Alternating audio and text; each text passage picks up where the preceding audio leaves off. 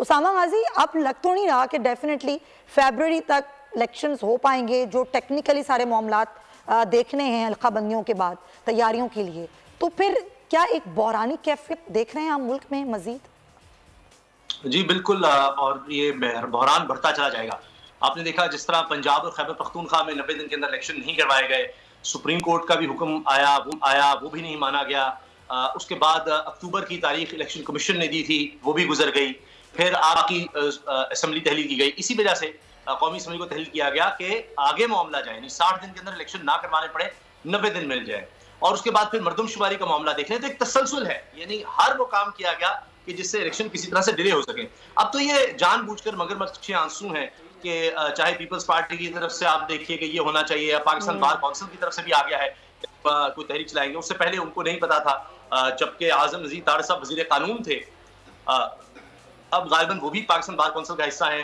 इससे पहले एहसन लोन साहब का भी नाम आ रहा था पाकिस्तान बार काउंसिल का हिस्सा है कि उनको भी वजीर कानून लगाया जा सकता है, वो वजीर कानून बने नहीं। तो अब वो पाकिस्तान बार काउंसिल भी कह रहे हैं। अब वक्त गुजर चुका है, अब पाकिस्तान मुझे लगता है एक भंवर में जा चुका है। अब देखना यह है कि इससे कितने वक्त निकलता है। सिर्फ ये है कि हम अभी बाहर आते हैं, आने की कोशिश भी करते हैं, नहीं है उस समत में आते हैं, वो भी हम नहीं आ रहे। तो अगर ये मार्च पर नहीं होते, उससे भी आगे जाते हैं, तो देखिए बड़ी बुनियादी सी मैं सिर्फ एक बात करके बात खत्म करता हूँ कि जिस गवर्नमेंट का नहीं पता कि वो 6 माह है, 3 माह है, साल है, 1.5 साल है, 2 साल है, कौन इंटरनेशनल लेवल पर इस तरह से उनके साथ डील करेगा, कौन इन्वेस्टमेंट करेगा, मुल्क में कौन इन्वेस्टमेंट करेगा, यहां से लोग इन्वेस्टमेंट ले जाएंगे, तो कोई पता ही नहीं कि उनकी क्या सोच का तसलसल है। आपने देख लिया पहले 1.5 साल मिला पिछली हुकूमत को, क्या हुआ, इसी वजह से कि कोई पता ही नहीं था। तो ये जो अदम इस्तेहकाम होता है, ये बहुत बड़ा तबाही का एक पेशगाम बनता है, और वो माशी अदम इस्तेहकाम की सूरत में आपको नजर आता है, और ये आपको महंगाई की सूरत में फिर आगे नजर आएगा, और ये आगे बढ़ता चला जाएगा। और उसामा, ये कौन सी सियासी जमात है जिसको आप समझते हैं कि उसको सबसे ज्यादा फायदा होगा इलेक्शन डिले होने का? बज़ाहिर तो लगता है कि सबसे ज्यादा नून लीग को फायदा हो सकता है, और इसके साथ बाकी तमाम पीटीएम की जमातों को। उसकी वजह यह है कि एक तो अभी तक पूरी तरह से, यानी जो प्लान नजर आता था कि तहरीक इंसाफ बिल्कुल टूट फूट जाएगी, उनका कोई वोट बैंक खत्म हो जाएगा, बिल्कुल उनकी तबाही हो जाएगी, वो नहीं हो सका। हत्ता के आपके चेयरमैन जेल में है, मगर उसके बावजूद वो जो डिजायर्ड रिजल्ट्स थे वो अभी तक हासिल नहीं हो सके। तो एक तो इनका है कि जिस तरह मिसाल के तौर पर मियां नवाज शरीफ साहब की वापसी वो 1.5 साल में नहीं हो सकी। अब राना सनाउल्लाह साहब कह रहे हैं कि गारंटी मिल गई है, 0% रिस्क हो गया है। तो ये लोग देखिए अभी वो कोई उन्होंने एफर्ट नहीं की कि लोगों के लिए किया जाए। अभी 1.5 साल में पाकिस्तान में रिकॉर्ड बना दिया उन्होंने कर्जों का, आप देखें, और इतनी ज्यादा तबाही हुई है कि अभी 5 साल कम से कम लगेंगे, कम से कम, कि जो 1.5 साल में तबाही हुई है उसको रिकवर करने में 5 साल लग सकते हैं। तो उसी से आप अंदाजा लगाइए। लेकिन हुकूमत तो नहीं मानती ना, ये जो हुकूमत गई है 16 माह की, उसामा, ये तो किसी तौर मानने को तैयार नहीं होती कि तबाही उनके 16 माह में हुई। वो तो कहते हैं ये तो बारूदी सुरंगें हैं जो पीटीआई के दौरे हुकूमत में बिछाई गई, ये तो हम थे ही नहीं, ये तो हमने किया ही नहीं है, तो वो तो मानते ही नहीं है। बिल्कुल। और सुमैया देखें, ये निगरान सेटअप भी ये बातें नहीं मानेगा।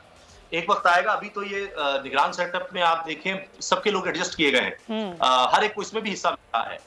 नून लीग के बहुत से लोग हैं जो बाकायदा काबीना का हिस्सा रहे हैं। वैसे तो इनडायरेक्टली और भी बहुत से लोग मैं बता सकता हूं आपको, आहा चीमा साहब मिसाल के तौर पर, उमर सैफ साहब हैं, तो ये लोग तो बरह रास्त काबीना में रहे हैं।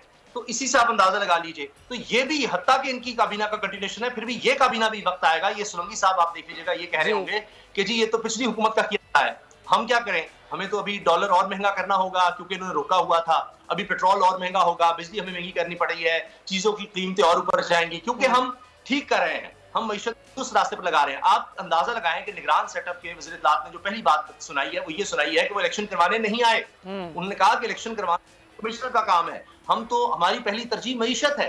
तो आप इसी से अंदाजा लगा लीजिए। तो फोकस ही नहीं है आपका जब इलेक्शन, तो मईशत ठीक करने ही पिछली हुकूमत भी आई थी, उनका फोकस भी यही था, कहने को अल्फाज में 1.5 साल उन्होंने लिया कि जी महंगाई मुकाओ, और तारीख की बदतरीन महंगाई करके चले गए। और आप ये लिख रखिए, अल्लाह बेहतर जानते वल्लाहु आलम, लेकिन ये भी ये कह रहे हैं कि हम मईशत ठीक करने आए हैं, ये अगर इलेक्शन नहीं करवाएंगे तो इनसे मईशत ये और बर्बाद करके जाएंगे। बिल्कुल आप सही कह रहे हैं। और इस सूरत हाल में जब महंगाई इतनी ज्यादा है, आवाम परेशान है और कुछ सूरत हाल नजर नहीं आती। अगर आपको ये वीडियो पसंद आई है तो सब्सक्राइब करें और बेल आइकन पर क्लिक करें। आप लोग इस मुल्क पाकिस्तान में आजाद है।